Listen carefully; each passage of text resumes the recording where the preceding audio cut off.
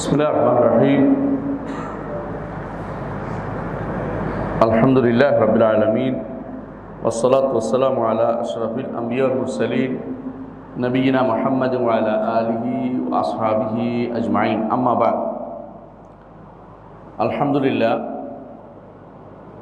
আমরা আল্লাহ তাআলার কাছে শুকরিয়া আদায় করি প্রথমেই যে তিনি আমাদেরকে আল্লাহর ঘরে সালাতের পরে বসার সুযোগ দিয়েছেন তার দিনকে জানার জন্য বোঝার জন্য বোঝার জন্য তিনি বসার সুযোগ করে দিয়েছেন। এই জন্য আলহামদুলিল্লাহ। সম্মানিত উপস্থিতি, যে কোনো জিনিসের বড় এলমের আগে ছোট এলম দিয়ে শুরু করতে হয়। তখন বাচ্চাদেরকে আপনারা আ বা তা সা দিয়ে শুরু করছেন, আমাদেরকেও গুরুত্বপূর্ণ অথচ ছোট ছোট জিনিস দিয়ে আগে শুরু করতে হয়, পরে ইনশাআল্লাহ বড় বড় কিতাব পড়তে হয়। অনেকে হয়তো মনে করেন যে বুখারী পড়বেন, মুসলিম পড়বেন, কিন্তু তার আগে আপনাকে দ্বীনের মৌলিক বিষয়গুলো জানা দরকার। শাইখুল ইসলাম মুহাম্মদ ইবনে আব্দুল ওয়াহাব রাহমাতুল্লাহ আলাইহি নাম শুনেছেন। 1115-তে তার জন্ম হয়েছে আর মৃত্যু হয়েছে 1206। শাইখুল ইসলাম মুহাম্মদ ইবনে আব্দুল ওয়াহাব রাহমাতুল্লাহ আলাইহি তিনি এমন এক সময় এসেছিলেন দুনিয়াতে, আরব রাষ্ট্রগুলো তখন দ্বীন থেকে বিমুখ ছিল। অর্থাৎ মানুষ দ্বীন বলতে বুঝতো মিলাদ, কবরের কাছে যাওয়া, এগুলি তারা বুঝতেছিল। দ্বীন বলতে এটাই তাদের কাছে ছিল। আল্লাহ তাআলা সেই পরিস্থিতিতে শাইখুল ইসলাম মুহাম্মদ ইবনে আব্দুল ওয়াহাব রাহমাতুল্লাহ আলাইহিকে পাঠিয়েছেন। তিনি এমন কিছু যুগান্তকারী কাজ করে গেছেন যেগুলো যুগ যুগ ধরে কাজে লাগবে। মানে ওই পরিস্থিতিতে আপনার জন্য কি করা দরকার, তিনি যেন আমাদেরকে সেই জিনিসটা হাতে তুলে দিয়েছেন। যখন দেখবেন যে আকীদাগত বিভ্রান্ত সবচেয়ে বেশি ছড়িয়ে যাচ্ছে বিভিন্ন জায়গাতে, আপনার কিছু করার নেই, তখন আপনাদের একটা জিনিস করার আছে, এটা হচ্ছে দ্বীন ও আকীদার কথা বলার দরকার আছে। আমরা এমন একটা অবস্থায় আছি যেখানে কিছুই করতে পারছি না, কিন্তু একটা জিনিস করতে পারি, মানুষকে বলতে পারি। এটা আমাদের দায়িত্ব। এই দায়িত্ব থেকে পিছপা হওয়া আমাদের কারোর জন্যই জায়েজ নেই। আকীদার বিষয়টা প্রত্যেককে জানতে হবে। কেউ আকীদার বিষয় না জানলে সে ব্যক্তি যে জানে তার কাছ থেকে জেনে নিতে হবে। যদি কেউ না জানায় সেও গুনাহগার হবে, আর না জেনে মরে গেলে পার হওয়ার কোনো সুযোগ নেই, বিশেষ করে যদি কোনো সেখানে জানার মতো লোক থাকে। শাইখুল ইসলাম মুহাম্মদ ইবনে আব্দুল ওয়াহাব রাহমাতুল্লাহ আলাইহি যখন এসেছেন তখন মক্কাতে, মদিনাতে এখন যে কবরস্থানগুলো আছে জানেন তো, বাকি আছে, একটা কি আছে মাআলা, আপনার মুআল্লা বলেন, বাকি আপনারা জান্নাতুল বাকি বলেন। তো এটা জান্নাত না, আসলে বাকি বলতে হবে। বাকিউল গারকাদ এবং মাআলা, এই দুটি কবরস্থানে বিশাল বিশাল প্রাসাদ ছিল, বিল্ডিং ছিল। বিল্ডিং বুঝছেন, মানে স্মৃতিসৌধ ছিল, কবরের মাজার ছিল। এরপরে এই মাজারের ছবি এখনো আপনি নেটে পাবেন, মাজার ছিল। কি করতো মানুষ এসে, যারা ওখানে ছিল ওরা মাজার, কেউ আসলে তাকে টাকা দিলে সে মাজারের জিয়ারত করাই দিত। এদেরকে বলতো মুজাওয়িরিন, মানে জিয়ারত করাই দিত আর টাকা নিত। এরকম অবস্থা। তিনি যখন মদিনায় আসলেন তখন তিনি তার উস্তাদ সিন্দিকে বললেন যে, উস্তাদ এগুলি কি হচ্ছে? এখানে তো সিজদা হচ্ছে কবরে।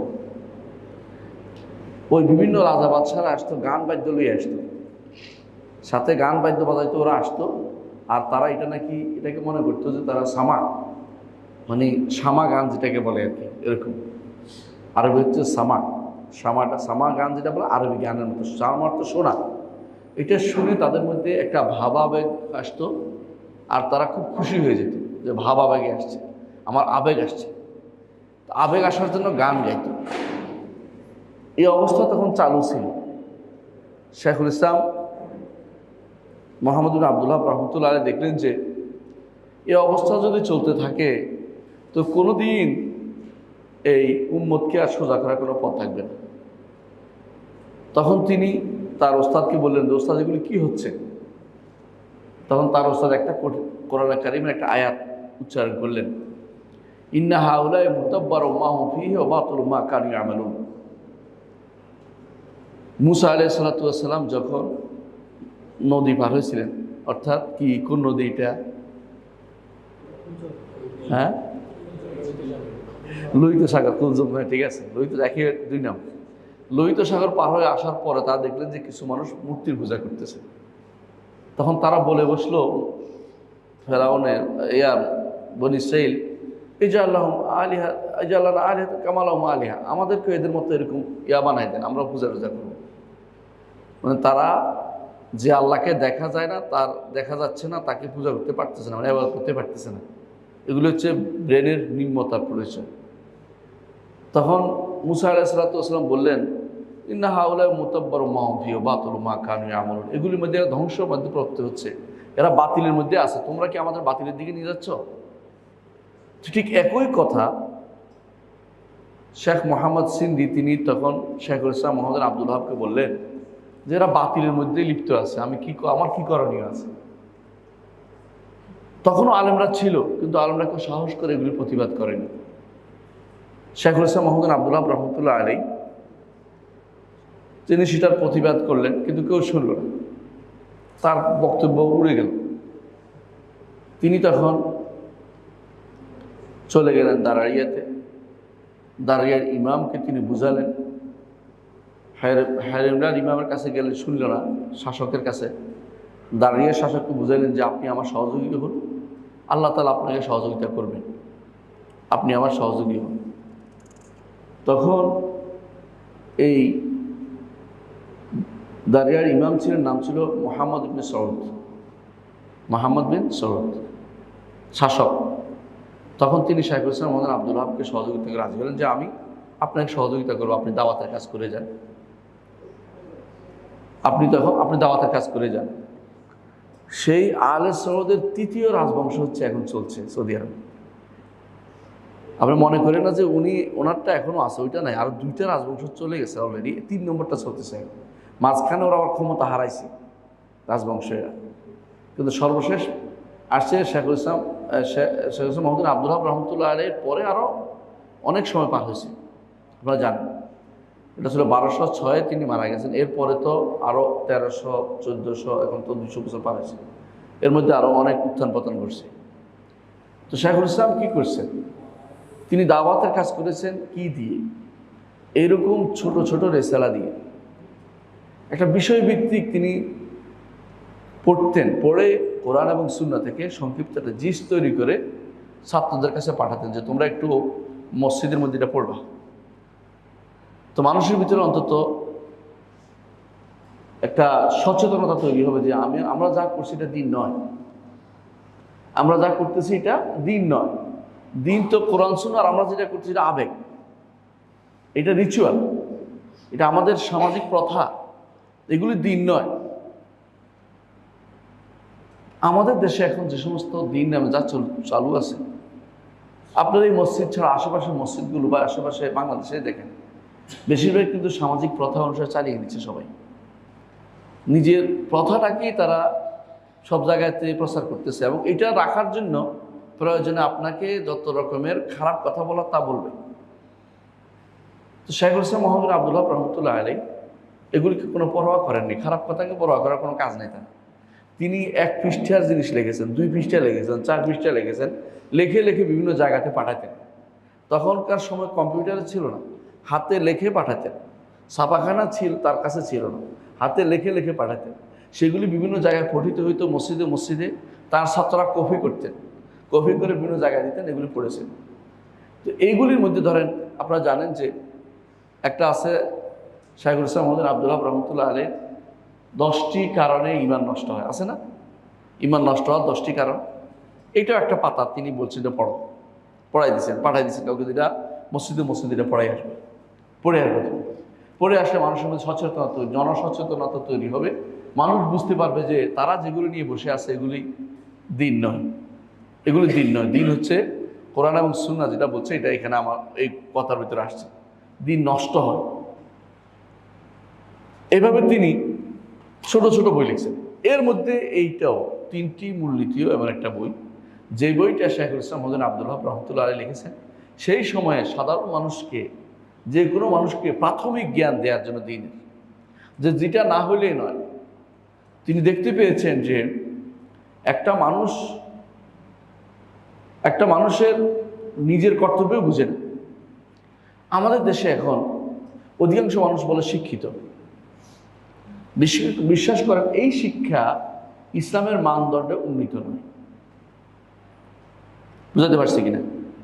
অনেকেই আমরা শিক্ষিত, আমরা অনেকে এক একজন ইউনিভার্সিটির প্রফেসর হিসেবে গর্ব করতে পারি, অহংকার করতে পারি, কিন্তু আসলে আমরা নিছক একবার ছোট্ট জিনিসও জানি না, আল্লাহর তাওহীদটাও জানি না, আল্লাহকে রব মানাও জানি না, আল্লাহর দ্বীনের জ্ঞান, সাধারণ জ্ঞান আমরা জানি না। তাহলে বোঝা গেল ইসলামের দৃষ্টিতে আমি কিন্তু এলমের মানদণ্ডে আমি পাশ করতে পারিনি, ইসলামের দৃষ্টিতে আমি আলেম হতে পারিনি। এই জন্য শাইখুল ইসলাম দেখছেন যে ওই অবস্থা, সবগুলি অবস্থা নষ্ট।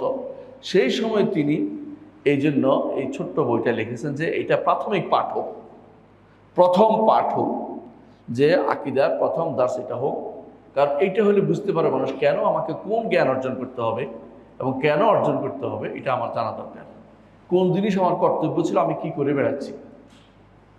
আপনি যদি কোনো আকাশের তারকা গণে অনেক কিছু হয়ে গেছেন, আকাশের বিমান পাঠাইয়া অনেক কিছু করতেছেন, অথবা মঙ্গল গ্রহে পাঠাচ্ছেন, এগুলো কিন্তু আখেরাতে আপনাকে জিজ্ঞাসা করা হবে না। আপনাকে যে জিনিসটা সম্পর্কে আপনি জিজ্ঞাসিত হবেন, ওই জিনিসটা আপনাকে আগে জানতে হবে। যদি আপনার ইমান থাকে, ইমানদার হলে তাকে আগে জানতে হবে আমি কিসের উপর ইমান এনেছি, এবং ইমান কি চায় আমার কাছে, কোন এলেমটা, কোন জ্ঞানটা প্রথম অর্জন করতে হবে, এটা আমার কাছে চায়। সুতরাং এই জন্য তিনি প্রাথমিকভাবে যে বইটা লিখেছেন সালাসাতুর রাসূল বা 3টি মূলনীতি বলে এটাকে, এগুলি এতই গুরুত্বপূর্ণ যে আমাদের মদিনা ইউনিভার্সিটির প্রথম ভাইস চ্যান্সেলর ছিলেন মোহাম্মদ বিন ইব্রাহিম আলু শেখ, মোহাম্মদ ইব্রাহিম আলু শেখ বলে ওনাকে। উনি গ্রান্ড মুফতিও ছিলেন, তিনি প্রধান মুফতি সৌদি আরব পরবর্তীতে। উনি কি করতেন, এগুলি প্রতিদিন তিনি মসজিদে দর্শের ব্যবস্থা করেছিলেন, যে এই বইটা প্রত্যেক মসজিদে দর্শ হবে। এমনকি তিনি প্রতিদিন শোনাতেন, যে প্রতিদিন একবার শোনো তোমরা। আলহামদুলিল্লাহ এই প্রসেসটা এখনো বজায় আছে। অনেকেই দেখবেন প্রথম কাজ করেছে সালাসাতুর রাসূল মুখস্থ করেছে, 3টা মূলনীতি মুখস্থ করেছে। আমি আমার ছাত্রদেরকে, যারা আমার কাছে পড়ে কুষ্টিয়া ইসলামিক ইউনিভার্সিটিতে, যারা আমার কাছে ফিকহ বিভাগ, যে বিভাগে পড়ে, তাদেরকে আমি এটা মুখস্থ করাই, যেটা মুখস্থ করা হয়। তারপর অন্য কথা, মতুনটা মানে মূল ভাষ্যটা, ব্যাখ্যা পড়ার কথা মুখস্থ করো, তারা থেকে মুখস্থ করছে আলহামদুলিল্লাহ।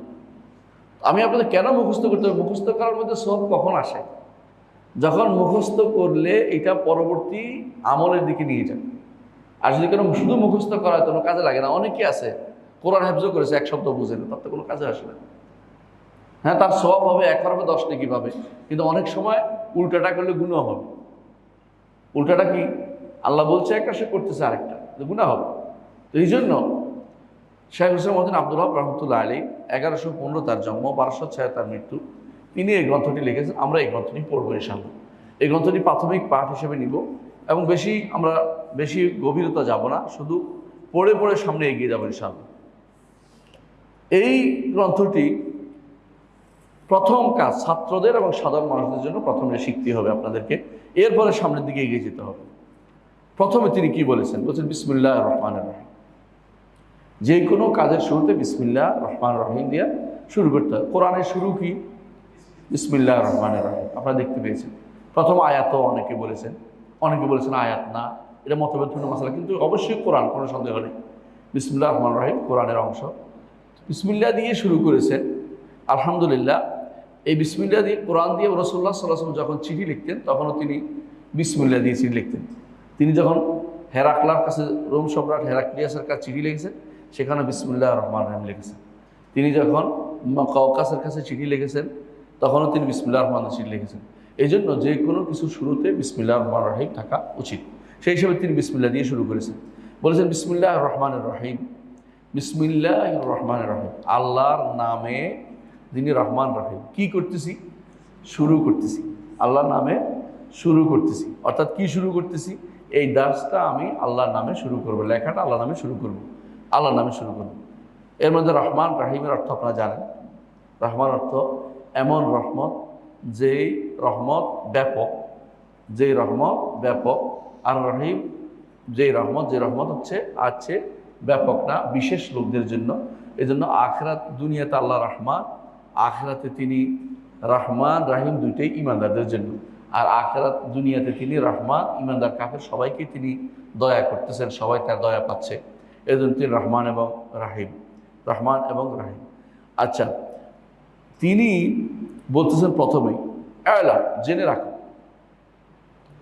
এলাম অর্থ জেনে রাখো, জেনে রাখেন। জ্ঞান অর্জন করতে হলে প্রথমে জানতে হবে এলেম কি জিনিস। এলেম হচ্ছে যে কোনো জিনিসকে তার আসল রূপে জানার নাম হচ্ছে এলেম। যে কোনো জিনিসকে তার আসল রূপে জানার নাম হচ্ছে এলেম। এই জন্য আপনি যদি এটাকে পানি হিসেবে জানেন, পানি এটা আসলে পানি, তাহলে এটাকে আপনি এলেম। আর যদি এটাকে পানি না মনে করেন, অন্য কিছু মনে করেন, এলেম হয় নাই, তাহলে বোঝা গেল আপনি অন্য চিন্তায় আছেন, আপনি বিভ্রান্তিতে আছেন। এই জন্য এলেম, আপনাকে যে কোনো বিষয়কে এলেম অর্জন করতে হবে। ইমাম বুখারী রহমতুল্লাহ আলাইহি একটা অধ্যায় বিন্যাস করেছেন তার কিতাবের মধ্যে, বাবুল আল ইলমু ক্বাবলাল কাউলি ওয়াল আমাল, কথা এবং কাজের আগে ইলম অর্জন করতে হয়। এই জন্য রাসূলুল্লাহ সাল্লাল্লাহু আলাইহি ওয়াসাল্লাম বলেছেন, মান মাতা ওয়া হুয়া ইয়ালামু আন লা ইলাহা ইল্লাল্লাহ দাখালাল জান্নাহ। যে ব্যক্তি মারা যাবে, সে জানে যে আল্লাহ ব্যতীত আর কোনো ইলাহ তার নেই, তাহলে সে জান্নাতে প্রবেশ করবে। এই ইলমটা এই জন্য একটা শর্ত, লা ইলাহা ইল্লাল্লাহর একটা শর্ত হচ্ছে ইলম। ইলম থাকা একটা শর্ত, লা ইলাহা ইল্লাল্লাহ অর্থের ইলম থাকা, জানা থাকা। এই জন্য আপনাকে সর্বপ্রথম তিনি বলছেন যে আপনাকে অবশ্যই জানতে হবে, আপনাকে অবশ্যই জানতে হবে। কি জানবো? রাহিমাকাল্লাহ। আবার দোয়াও করতেছেন যাতে করে আপনি এগিয়ে আসেন, শুনেন, কান লাগিয়ে শুনেন, আল্লাহ আপনার প্রতি দয়া করুন, আল্লাহ আপনার প্রতি দয়া করুন। অর্থাৎ তিনি আপনার প্রতি, তিনি আপনার কল্যাণ কেমন সেটা বলতেছেন। আন্নামু ইয়াজিবু আলাইনা তাআল্লুমু আরবা'i মাসাইল, আমাদের উপর কর্তব্য হচ্ছে চারটি মাসালা, চারটি বিষয় জানা। চারটি বিষয় জানা আমাদের উপরে কর্তব্য। এক নম্বর হচ্ছে আল উলা আল ইলম, তার মধ্যে প্রথম হচ্ছে ইলম, প্রথম হচ্ছে ইলম। কর্তব্য মানে কি? ইয়াজিবু আলাইনা, অর্থাৎ এটা সুন্নত না, এটা ফরজ আইন। যে চারটি জিনিস বলতেছি এগুলি প্রত্যেককে জানতে হবে। কোনো ব্যক্তি যদি না জানে তাহলে সে আল্লাহর কাছে আল্লাহর কাছে ধরা খেয়ে যাবে, অর্থাৎ সে পার পেতে পারবে না। এই জন্য প্রথম বলছে তাকে প্রথম কি জিনিস জানতে হবে? প্রথম জানতে হবে ইলম। এমন জিনিস আপনার থাকতে হবে আল্লাহ সম্পর্কে, অর্থাৎ এমন একটা ইলম আপনার রাখতে হবে, সেটা আপনাকে অবশ্যই ইলম হিসেবে চারটা জিনিস আপনার জানতে হবে। একটা হচ্ছে ইলম। ইলমটা কি? কোনো কিছু দলিল সহ জানার নাম হচ্ছে ইলম। কোনো কিছু দলিল সহ জানার নাম হচ্ছে ইলম। তো কীরকম? ধরেন আপনি যদি কোনো বলা হয় যে নবীকে জানেন কিনা, আল্লাহকে জানেন কিনা, ইসলামকে জানেন কিনা, তিনটা জিনিস তো কবরে জিজ্ঞাসা করা হবে। এই তিনটে জিনিসকে আপনি দলিল সহ জানতে হবে। আপনার রবকে? আল্লাহ। দলিল আল্লাহ কোরআন বলছে, ইন্না রাব্বাকুমুল্লাহুল্লাযী খালাকাস সামাওয়াতি ওয়াল আরদা ওয়া বাইনাহুমা ফি সিত্তাতি আইয়াম, তোমাদের রব তো তিনি যিনি আসমান এবং জমিন 6 দিনে সৃষ্টি করেছেন। সুম্মা ইস্তাওয়া আলা আরশ, তারপর তিনি আরশে উঠেছেন। তো রবের পরিচয় তিনি নিজে দিয়েছেন কিনা? আচ্ছা। এবং নবীকে, নবী মুহাম্মদুর রাসূলুল্লাহ সাল্লাল্লাহু আলাইহি ওয়াসাল্লাম, দলিল সহ জানতে হবে। দলিল কি? আল্লাহ কোরআনে বলছেন, মুহাম্মাদুর রাসূলুল্লাহ ওয়াল্লাযীনা মাআহু আশিদ্দাউ আল কুফার, মুহাম্মদ হচ্ছে আল্লাহর রাসূল। দলিল সহ আপনাকে জানতে হবে। 3 নম্বর ইসলাম, আপনার দিন কি? ইসলাম। দলিল কি? ইন্নাদ দীনা ইনদাল্লাহিল ইসলাম, দিন হচ্ছে আল্লাহর নিকটে ইসলাম। আল্লাহর নিকটে একমাত্র দিন হচ্ছে ইসলাম, বাকিগুলো কোনো দিন নয়। এই জন্য অনেকে বলে, আমাদের সমাজে অনেকে বলে আসমানি দিন। আসমানি দিন তো একটাই, নাকি? ইসলাম।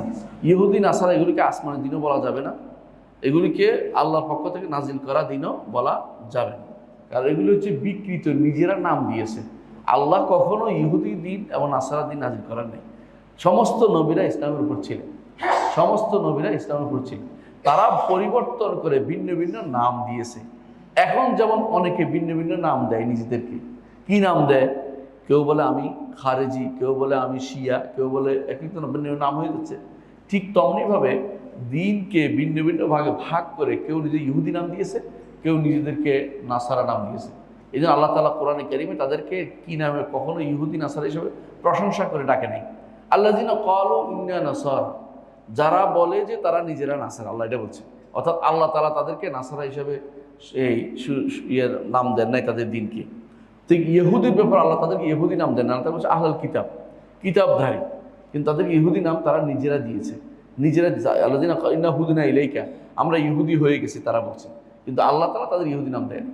আল্লাহর কাছে একমাত্র দিন হচ্ছে ইসলাম। আদম থেকে শুরু করে মুহাম্মদ রাসূলুল্লাহ সাল্লাল্লাহু আলাইহি ওয়াসাল্লাম পর্যন্ত প্রত্যেক নবী এবং রাসূলের দিন হচ্ছে ইসলাম। অন্য কোনো দিন কখনো ছিল না। কখনো যারা ভিন্ন নাম নিয়েছে, ভিন্ন বিভ্রান্তি নিয়েছে, তখনই তারা ভিন্ন নাম দিয়েছে। এই জন্য অন্য কোনো দিনকে আসমানি দিন বলা কি নয়, জায়েজ নাই। কারণ একমাত্র ইসলামই সবসময় ছিল, অন্য কোনো দিন কখনো ছিল না। তাহলে জানতে হবে আমাদেরকে, কিছু জিনিস তো আমাদের জানতে হবে। এই জানার জিনিসের মধ্যে কিছু আছে ওয়াজিব ফরজে আইন, কিছু আছে ফরজে কিফায়া। ফরজে আইন কয়টা? ফরজে আইন হচ্ছে, এক নম্বর হচ্ছে আল্লাহ সম্পর্কে জানা, দ্বিতীয় হচ্ছে নবী সম্পর্কে জানা, তৃতীয় হচ্ছে ইসলাম সম্পর্কে জানা। এই তিনটা এক নম্বর, তিনটা মিলে এক নম্বর। অর্থাৎ তিনটা জিনিস একসাথে আপনাকে জানতে হবে। এটা ফরজে আইনের একটা প্রথম পর্যায়ে। ফরজে আইনের দ্বিতীয়টা হচ্ছে আপনার উপরে যদি সালাত আপনার পড়তেই হবে, কারণ আপনি তো জীবিত আছেন, তো শরীয়তের মূল নীতিগুলি আপনাকে জানতে হবে। কোনগুলি? এগুলো অসুল ইমান, ইমানের রোকনগুলো আপনাকে জানতে হবে। আর জানতে হবে অসুলুল ইসলাম, ইসলামের রোকনগুলো। ইমানের রোকন কয়টা? 6টা। এটা আপনাকে জানতেই হবে, এগুলিতে কোনো ছাড় চলে না। আর ইসলামের রোকন কয়টা? 5টা। এগুলো আপনাকে জানতে হবে। এর অর্থ হচ্ছে আপনি আল্লাহ মুহাম্মদ সাল্লাল্লাহু নবী এবং দিন ইসলাম জানার যে মৌলিক নীতি, এর মধ্যে আবার দ্বিতীয়টা আসছে এর মধ্যে, যে আপনাকে আরকানুল ইসলাম, আরকানুল ঈমান আপনাকে জানতে হবে। 3 নম্বর হচ্ছে আপনাকে জানতে হবে কোন জিনিস আপনি পরিত্যাগ করবেন। হারাম জিনিস আপনাকে জানতে হবে, হারাম আপনাকে জানতে হবে। কারণ হারাম যদি না জানেন তাহলে আপনি হারামের মধ্যে পতিত হবেন। এই জন্য আপনাকে কোনটা হারাম, কোনটা শরীয়তে নিষিদ্ধ, এটা আপনাকে জানতে হবে। যেমন সুদ হারাম, যেমন জিনা ব্যভিচার হারাম, মিথ্যা হারাম, এগুলি আপনাকে জানতে হবে। এগুলিকে আপনি কোনোভাবেই ইগনোর করতে পারবেন না। 3 নম্বর। 4 নম্বর, আপনি যদি কোনো লেনদেনের সাথে জড়িত হন, ব্যবসায়ী হন, তাহলে ব্যবসা সংক্রান্ত নীতিমালা আপনাকে জানতে হবে, ইসলামী নীতিমালা আপনাকে জানতে হবে। আপনি যদি টিচার হন, শিক্ষক হন, শিক্ষা সংক্রান্ত ইসলামী নীতিমালা আপনাকে জানতে হবে। যেই বিষয়ের সাথে আপনি সংশ্লিষ্ট, ওই বিষয়টা আপনাকে ভালো করে জানতে হবে। তাহলে কয়টা জিনিস হলো? 4টা জিনিস বলেছি। 3টা জিনিস সবার জন্য, আর একটা জিনিস যে কেউ যদি মুআমালাতের ক্ষেত্রে, আগেরগুলো বলছে সবগুলো কিন্তু মুআমালাত না, সবগুলো কি? সবগুলো হচ্ছে শরীয়ত, যেগুলো হচ্ছে ইবাদত। আপনাকে আকায়েদ ও ইবাদত সবাই জানতে হবে, আকীদা ও ইবাদতের মূলনীতি সবাই জানতে হবে। এর বিস্তারিত রূপ আপনি না জানলেও চলবে, কিন্তু কিছু মানুষ জানতে হবে বিস্তারিত রূপ। ধরেন ফিকহের মাসালা সবাই জানা লাগবে না, কিন্তু কিছু লোক জানতে হবে। কিন্তু সালাত সবাইকে জানতে হবে। যাকাতের বিস্তারিত খাত কিছু মানুষ জানলে চলবে, কিন্তু জাকাত দিতে হবে আপনাকে, আপনি জাকাত জানতে হবে, জাকাত সময় জানতে হবে। হজে গেছেন আপনি, এখন আপনাকে হজে প্রত্যেকটা জিনিস জানতে হবে, কম বেশ জানা হবে না। কিন্তু হজে যান নাই, এখন আপনার উপরে ফরজে কিফায়া, যে আপনি যদি জানেন অন্যের উপকৃত হবে, না জানলে কেউ না কেউ জানে। কিন্তু কেউ যদি না জানে সবাই গুনাহগার হবে, তাহলে বোঝা গেল আপনাকে আকীদার বিষয় সব জানতে হবে। কারণ আকীদা কি বিষয় ধারণ করবেন। হ্যাঁ, ছোটোখাটো মাসালা যদি কোনো বড় আলেম থাকে আপনার গুনাহ হবে না। ঠিক ইবাদতের ক্ষেত্রে, যেহেতু আপনাকে ইবাদত করতে হবে, আপনাকে জানতে হবে ইবাদত। কিন্তু যদি ছোটোখাটো মাসালা কোনো বড় আলেম থাকে, আপনার না জানলেও চলবে। আচ্ছা, দুইটা গেল। 3 নম্বর হচ্ছে যে আপনি হারামের মাসালা আপনাকে জানতে হবে, কারণ আপনি যে কোনো সময় হারামে পড়ে যেতে পারেন। 3 নম্বর। 4 নম্বর হচ্ছে লেনদেন সংক্রান্ত, বিবাহ শাদী সংক্রান্ত জিনিসগুলো যখন আপনার সামনে আসবে তখন আপনাকে জানতে হবে, যখন আপনি এর সাথে জড়িত হবেন। যদি জড়িত না হন, আপনার এটা জানা ফরজে আইন না, এটা ফরজে কিফায়া। কিছু জানলে গুনাহ হবে, আর কিছু জানলে আপনার গুনাহ হবে না। না, সবাই না জানলে সবার গুনাহ হবে, কেউ না কেউ জানতে হবে সেটা। এই জন্য এলমের বিষয়টা খুবই গুরুত্বপূর্ণ, যে একজন মানুষের সবার আগে এলেম অর্জন করতে হবে। ইমাম আহমদ ইবনে হাম্বল বলেন যে একজন মানুষকে সবার আগে জানতে হবে যে যার দ্বারা দিনকে সে শক্তিশালী করতে পারে, নিজের দিনকে সে শক্তিশালী করতে পারে, নিজে কি কোনটা অবলম্বন করেছে, কোনটা সে বিশ্বাস করে এটা সে শক্তিশালী করবে, এবং অতটুকু জানতে হবে যার মাধ্যমে সে নিজের সালাত আদায় করতে পারে, সিয়াম পালন করতে পারে। এইটা তো অন্তত সে যেন জানতে হবে, এটা তাকে জানতেই হবে। ইমাম আহমদ ইবনে হাম্বল সেটা বলেছেন। অনুরূপভাবে এর চেয়ে বাড়তি যেটা হবে, যেমন কি মাইয়িতের গোসল দেওয়ার বিষয়টা আপনি না জানলেও চলবে, কিন্তু কেউ না কেউ থাকতে হবে যিনি মাইয়িতকে গোসল দিতে পারেন। অনুরূপভাবে ধরেন ফরায়েজের আইলেম, ফরায়েজ বিদ্যা হুজুর জানলে চলবে, আপনি পরিপূর্ণ জানা জরুরি না, কিন্তু আপনার বিশ্বাস রাখতে হবে যে ফরায়েজের আইলেম অনুসারে আমাকে চলতে হবে, নিজের মন মতো চললে হবে না, এটা আমাকে মেনে নিতে হবে। কিন্তু যদি কোনোটাই না জানে কেউ, তাহলে কী হবে? সবাই গুনাহগার হবে। এখন যদি কেউ যদি না শিখে, এমন যদি হয় কোনো একটা সমাজে আপনি আছেন যেখানে সিদ্ধান্ত নিয়েছে যে তারা দিন পড়বে না, দিন শিখবে না, তখন কি হবে বলেন তো? এটার নাম হচ্ছে এরাদ, আল্লাহর দিন থেকে মুখ ফিরিয়ে থাকা। আল্লাহর দিন থেকে যদি মুখ ফিরিয়ে থাকে, সে ব্যক্তি কাফের হয়ে যায়। কথা বুঝছেন কিনা? ঈমান থেকে বেরিয়ে যায়। দলিল আল্লাহ কোরআনে বলেছেন, কোরআনে কারীমে, ওমান আযলামু মিম্মান যুক্কিরা বিআয়াতি রাব্বিহি সুম্মা আ'রাদা আনহা ইন্না মিনাল মুজরিমিনা মুনতাকিমুন। সূরা সাজদার মধ্যে আল্লাহ তাআলা বলছেন, ওর থেকে বড় জালেম আর কে, যাকে দ্বীনের কথা বলা হচ্ছে সে থেকে মুখ ফিরিয়ে আছে। আল্লাহ বলছে, আমি এই মুজরিম থেকে অবশ্যই তাকে প্রতিশোধ দেবো, তাকে শাস্তি দিব। আমি তাকে, আল্লাহ তাআলা শাস্তি দিবেন তাকে। কেন শাস্তি দিবেন করছেন? কারণ ঈমান হারা হয়ে যায় যদি কোনো কেউ আল্লাহর দিন শিখবে না, এই অবস্থায় থাকে। রসুলের যুগে একজন বলছিল যে আমি তোমার সাথে কথাই বলবো না। কার সাথে বলছে? মুহাম্মদ রাসূলুল্লাহ সাল্লাল্লাহু আলাইহি ওয়াসাল্লামের সাথে। তিনি গেছিলেন ইয়াতে তায়েফে 3 ভাইয়ের কাছে। তিনি গেছেন 3 ভাইয়ের কাছে তায়েফের, তখন তায়েফ উপত্যকা ছিল। উপত্যকাতে 3 ভাইয়ের রাজত্ব চলতেছে, 3 ভাইয়ের কথা সবাই শোনে। তো তিনি তাদের কাছে গেছেন। একজন বলছে, তুমি যদি এতই ভালো হতে তোমার কওম শুনলো না কেন? নাউজুবিল্লাহ। আরেকজন বলতেছে, আমার কি দিবা যদি ক্ষমতায় যাও? মানে ভাগাভাগি চলতেছে আর কি। রসুল বলেছে, আল্লাহর দিন আমার কিছু করার নেই, আল্লাহর দিন কাকে কি দিবা আমি এটাও জানি না। রসুলটা বলে দিল। আরেকজন বলতেছে, আমি তোমার সাথে কথাই বলবো না, শুনতে চাচ্ছি না। এই হচ্ছে এই গোষ্ঠী, যারা দিন সম্পর্কে পড়তেও চায় না, পড়াতেও চায় না। আপনাদের অনেক সন্তান আছে এরকম, আপনাদের অনেক মুরব্বীরা এরকম আছে, সন্তানদেরকে দিন পড়তেও দিবে না, নিজে পড়বেও না, সন্তানকে পড়তে দিবে না। এরকম পরিস্থিতি তৈরি হয়ে গেছে অনেকে। বরং দিন পড়াটাকে নেগলেক্ট করা হয় এবং বিভিন্নভাবে এটাকে এক ধরনের অপমানজনক অবস্থায় নিয়ে যাওয়া হচ্ছে। দিন পড়লে মনে করা হয় যে একে বেকার বানানো হচ্ছে, এর হায় হায় হায় কি হচ্ছে রে, এরা তো কদিন পরে এই করবে সেই করবে, মানে বিভিন্ন রকমের দোষ ত্রুটি তুলে ধরে অপমানজনক অবস্থায় নিয়ে যাওয়া হচ্ছে। এগুলি সবই কিন্তু আল্লাহর দিন থেকে বিমুখ হওয়ার লক্ষণ। অথচ আল্লাহর দিন থেকে বিমুখ হওয়া হচ্ছে কুফরি। আল্লাহর দিন থেকে যে কেউ বিমুখ থাকবে সে কিন্তু ঈমানদার হতে পারবে না। আল্লাহর দিনকে শিখা ফরজে আইন, অবস্থা বেজে কিছু ফরজে কিফায়া আছে, কিন্তু মৌলিকভাবে দিন শিখা হচ্ছে ফরজে আইন। আমাদের যে স্কুলগুলি আছে বা আমাদের যে সমস্ত শিক্ষা প্রতিষ্ঠানগুলো আছে, সেগুলো অধিকাংশই আল্লাহর দিন শিক্ষা দেওয়া হচ্ছে না। অধিকাংশই গতানুগতিক রিচুয়াল জিনিস শিক্ষা দেওয়া হচ্ছে। এখানে আল্লাহর দিন শিক্ষা থেকে বিমুখ থাকা খুবই জটিল বা কঠিন ব্যাপার। আল্লাহর কাছে আমরা আশ্রয় চাই, আল্লাহ যেন আমাদেরকে কুফরি থেকে বাঁচিয়ে দেন। অধিকাংশই দিন থেকে বিমুখ হয়ে রয়েছে। এখন হয়তো বলতে পারেন যে আল ইলম, প্রথম কর্তব্য চাই। এখন তিনি নিজেই ব্যাখ্যা করছেন ইলম কি জিনিস। বলছে মারিফাতুল্লাহ ওয়া মারিফাতু নবিহি ওয়া মারিফাতু দ্বীনিল ইসলাম বিল আদিল্লাহ। ইলম হচ্ছে আল্লাহকে চেনা, আল্লাহকে চেনা। দ্বিতীয় হচ্ছে আল্লাহকে, নবীকে চেনা। তৃতীয় হচ্ছে ইসলামকে, দিন ইসলামকে চেনা বিল আদিল্লাহ, দলিল সহ চেনা। এইটা কোনো ব্যক্তি মুক্তি পেতে পারে না। আপনার সন্তানকে আপনি আগডুম গোড়াডুম শিখাইলে হচ্ছে প্রথম শিখাতে হবে আল্লাহ সম্পর্কে। তাকে প্রথম দার্স যেন হয়, অনারবদের জন্য প্রথম দর্শ যেন এটা হয়। কেন অনারব বলছি? রসুল অনারব দাসীকে জিজ্ঞাসা করেছেন আইন আল্লাহ, আল্লাহ কোথায়? খেয়াল করেছেন? অনারব দাসীকে জিজ্ঞাসা করেছেন আল্লাহ কোথায়। এটা কিন্তু আরবদের জিজ্ঞাসা করেননি, কারণ অনারবদের মধ্যে একটা জিনিস প্রচলন আছে, আল্লাহ সর্বত্র বিরাজমান। এই জন্য রসুল এটাকে বন্ধ করেছেন। আরবদের মধ্যে এই জিনিস কোনোদিন প্রচার, কারণ আল্লাহ তারা আল্লাহকে বড় হিসেবে জানে, আল্লাহকে তারা বড় হিসেবে জানে, আজিম তিনি, আল্লাহর আজমত, তার মহত্ব তারা জানে, যে আসমান এবং জমিন সবই তার কাছে খুবই ক্ষুদ্র।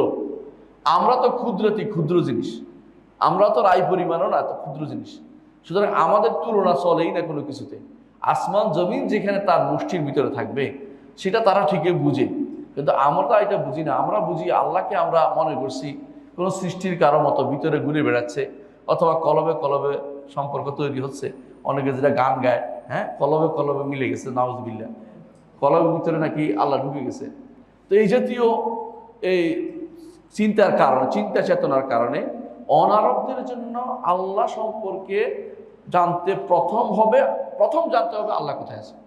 কারণ রসুল এইভাবে শিক্ষা দিচ্ছে, এইটা প্রথম কাজ, যে আল্লাহ সম্পর্কে তাকে জানতে হবে। আল্লাহ সম্পর্কে কিভাবে জানবেন? আল্লাহকে কি দেখছি আমরা? দেখিনি। আল্লাহর মতো কাউকে দেখছি? দেখিনি। আপনি ধরেন, যদি আমি বলি যে স্কটল্যান্ড, আপনি স্কটল্যান্ড কেউ গেছেন? যান নাই। স্কটল্যান্ডের ছবি দিলে তো চিনতে পারবেন, তাই না? ছবি দিয়ে তো বলবেন স্কটল্যান্ড। কিন্তু স্কটল্যান্ড আমি নামও শুনি নাই, জানিও নাই, তাহলে আমি কিভাবে বুঝবো? আমাকে তখন বলতে হবে, বিস্তারিত বর্ণনা দিতে হবে। আল্লাহর বর্ণনা তিনি দিয়েছেন, তাকে দেখি নাই, তার মতো কাউকে দেখিনি, তাকে দেখি নাই, তার মতো কাউকে দেখিনি। আল্লাহ কোরআনে বলে দিয়েছেন হাল তা'লামু লাহু সামিয়া, তার মতো সমনামের কেউ কি আছে? নাই। এবং বলছে লাম ইয়াকুল লাহু কুফুয়ান আহাদ, তার মতো কেউ নাই, লাম ইয়াকুল লাহু কুফুয়ান আহাদ। তাহলে আল্লাহকে চিনতে হলে আমাকে দ্বারস্থ হতে হবে কিসের? বর্ণনা। কি বর্ণনা? যেই বর্ণনা কোরআনে আসছে আল্লাহর, যে বর্ণনা হাদিসে আসছে।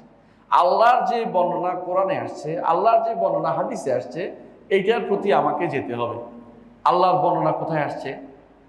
কুল হুয়াল্লাহু আহাদ, আল্লাহু সামাদ, লাম ইয়ালিদ ওয়া লাম ইউলাদ ওয়া লাম ইয়াকুল লাহু কুফুয়ান আহাদ। আরবের কাফেররা জিজ্ঞাসা করছিল, আপনি যে আল্লাহর কথা বলেন, ওই আল্লাহ কিসের তৈরি? তখন এই সূরা নাজিল হয়েছে, কুল হুয়াল্লাহু আহাদ, আল্লাহু সামাদ, লাম ইয়ালিদ ওয়া লাম ইউলাদ ওয়া লাম ইয়াকুল লাহু কুফুয়ান আহাদ। আল্লাহকে জানতে হলে এই জন্য এটার মূল্য বেশি। কুল হুয়াল্লাহু আহাদের মূল্য কেমন? কোরআনের 3 ভাগে রাখবা, কোরআনের 3 ভাগে রাখবা।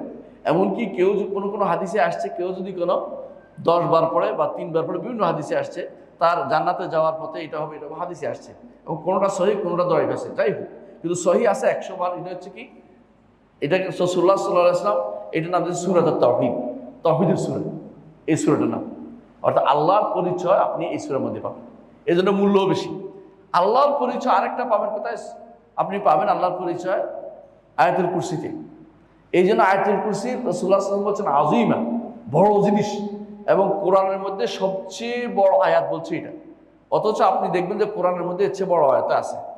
বড় আয়াত কোনটা? আয়াতুদ দাইন, এর চেয়ে বড়, যেটা আগে চলে গেছে। কিন্তু উনি এটাকে, রাসূলুল্লাহ এটাকে বড় আয়াত বলছে কেন? কারণ এটার মধ্যে বড়র আলোচনা আছে।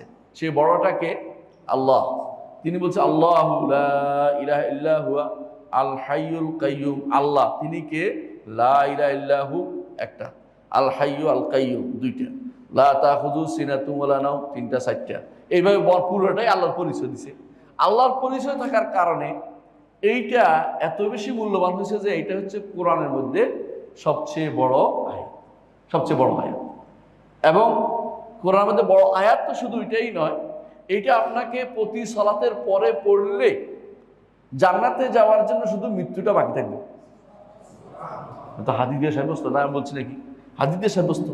তাহলে বোঝা গেল কেন? অর্থটা বুঝে পড়লে। এমন তো মুখস্থ করলে তো হবে না। এমনি মুখস্থ করলে তো অনেক কিছুই আছে।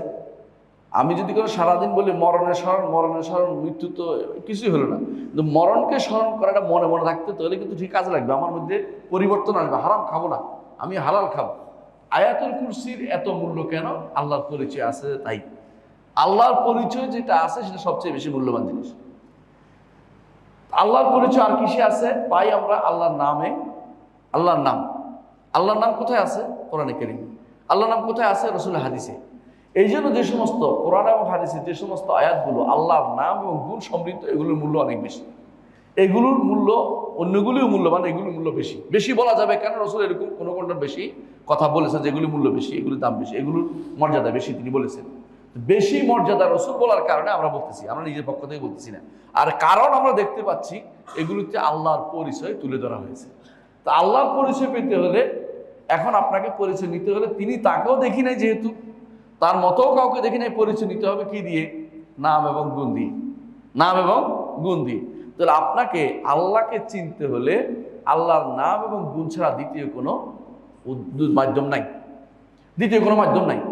কারণ তাকে তো আমি দেখি নাই। যিনি দেখেছেন, যদি তিনি দেখেছেন, তারা মৃত্যুর আগে তো কেউ আল্লাহকে দেখবে না পুরোপুরি। স্বপ্নে দেখেছেন মুহাম্মদ রাসূলুল্লাহ সাল্লাল্লাহু আলাইহি ওয়াসাল্লাম, কিন্তু সরাসরি চোখে আল্লাহকে তিনি দেখেন নাই। কারণ তিনি বলেছেন রাআইতু নূরান, আমি তো নূর দেখেছি। অর্থাৎ তার পর্দার কারণে আল্লাহকে দেখতে তিনি পারেন নাই, পর্দার আলোর কারণে আল্লাহকে তিনি দেখতে পারেন নাই। কোন দিন? মেরাজের রাত্রিতে। মেরাজের রাত্রিতে তিনি নূরের ছটায় তিনি আল্লাহকে দেখতে পারেন নাই। তো আল্লাহকে দেখা যাবে কোন দিন? জান্নাতে যখন যাব। দুনিয়াতে এই জন্য সবচেয়ে বড় মূল্যবান কাজ হচ্ছে আল্লাহর পরিচয় পাওয়া। আর আখিরাতে সবচেয়ে বড় বড় দামি জিনিস হবে কি? আল্লাহকে দেখা, আল্লাহকে দেখা। তো সুতরাং আল্লাহর পরিচয় প্রথম আপনাকে পেতে হবে সব কিছুর আগে। আল্লাহর পরিচয় যদি পেতে হয়, আল্লাহর নাম এবং গুণ আপনাকে জানতে হবে। আর এইটার নামই হচ্ছে তাওহীদুল আসমা ওয়া সিফাত। আসমা ওয়া সিফাতে আপনাকে তাওহীদ করা, এইটাকেই আমাদের দেশে সবচেয়ে নেগলেক্ট করা হয়, সবচেয়ে বেশি পড়ার দরকার নাই মনে করা হয়। মনে হয় এগুলি অতিরিক্ত আলোচনা করতেছে। না, এগুলি তো অতিরিক্ত না, এগুলি আসল আলোচনা। যে বেশি আল্লাহকে, যত বেশি চিনবে কোনো ব্যক্তি আল্লাহকে বেশি চিনবে, আল্লাহকে তত বেশি ভয় করবে। মুহাম্মদ রাসূলুল্লাহ সাল্লাল্লাহু আলাইহি ওয়াসাল্লাম তিনি আল্লাহকে বেশি জানতেন, সন্দেহ আছে? তিনি আল্লাহকে সবার চেয়ে বেশি জানতেন। নবীরা আল্লাহকে বেশি জানতেন। নবীদের মধ্যে ইব্রাহিম আলাইহিস সালাম আল্লাহকে বেশি জানতেন। এই জন্য তিনি সবসময় ভয়ে থাকতেন। ইব্রাহিম আলাইহিস সালাম, তার সবসময় অন্তরের ভিতরে কম্পন থাকতো। মুহাম্মদ রাসূলুল্লাহ সাল্লাল্লাহু আলাইহি ওয়াসাল্লাম আল্লাহকে বেশি জানতেন। এই জন্য তিনি রাতের বেলা আল্লাহর খুশি করার জন্য রাতে দাঁড়িয়ে যেতেন। আল্লাহ সব গুনাহ ক্ষমা করেছে, জান্নাতের ওয়াদা দিয়েছে, তারপরেও তিনি রাতের বেলা আল্লাহর ভয়ে তিনি দাঁড়িয়ে যেতেন। এবং তিনি বলতেন ইন্নামা আখশাকুম ওয়া আলাকুম বিল্লাহি আনা, তোমাদের মধ্যে আমি সবচেয়ে বেশি আল্লাহকে ভয় করি, বেশি জানিও আল্লাহ সম্পর্কে। তিনি হচ্ছেন মুহাম্মদ রাসূলুল্লাহ সাল্লাল্লাহু আলাইহি ওয়াসাল্লাম। তারপরেও তিনি আল্লাহ তাআলার জন্য যত বেশি জানছেন তত বেশি আল্লাহকে ভয় করেছেন। আমাদের দেশে আল্লাহর ভয় নাই কেন? আল্লাহ সম্পর্কে জানি না, আল্লাহ সম্পর্কে জানি না। আল্লাহ সম্পর্কে যদি জানতেন তাহলে আপনি অনেক কথা মুখ থেকে বের করার আগে ভয় পেতেন যে এই কথা বলার কারণে আল্লাহ আমাকে ধরে ফেলতে পারে, এই কথার কারণে আমি পাকড়া হয়ে যেতে পারি।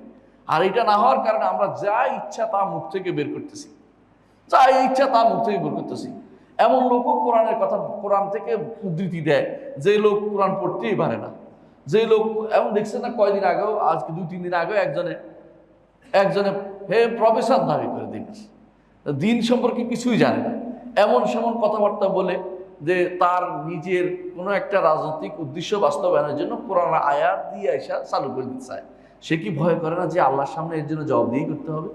মা ইয়ালফিযু মিন কাওলিন ইল্লা লাদাইহি রাকিবুন আতীদ। কোনো মানুষ যদি কোনো অপব্যাখ্যা করে, আল্লাহ তাআলা এটা কিন্তু তিনিও জানেন, সাথে সাথে লেখকরা লিখতেছে। 3 নম্বর, তার এই মুখ সাক্ষী দিবে সেদিন, তার শরীর সাক্ষ্য দিবে, ত্বক সাক্ষ্য দিবে, পা সাক্ষ্য দিবে সেদিন যে সে কি বলেছে, কোনোটাই বন্ধ থাকবে না সেদিন। সুতরাং আল্লাহ সম্পর্কে না জেনে কথা বলা বড় গুনাহ, বড় গুনাহ। এই জন্য আল্লাহ তাআলা কোরআনে কারীম বলেছেন কুল ইন্নামা হারামা রাব্বিয়াল ফাওয়াহিশা মা যাহারা মিনহা ওয়া বাতান ওয়াল ইসমা ওয়াল বাগয়া বিগাইরিল হাক্ক ওয়া আন তুশরিকু বিল্লাহি মা লাম ইউনাজিল বিহি সুলতানা ওয়া আন তাকুলু আলাল্লাহি মা লা তা'লামুন। আল্লাহ সম্পর্কে না জেনে বলা সবচেয়ে বড় গুনাহ। একটা 5টা গুনাহ আল্লাহ এখানে আয়াতে উল্লেখ করেছেন, এর মধ্যে সবচেয়ে বড়র মধ্যে একটা আল্লাহ সম্পর্কে না জেনে কথা বলা। আল্লাহ সম্পর্কে জানতে হলে পড়তে হবে। কি পড়তে হবে?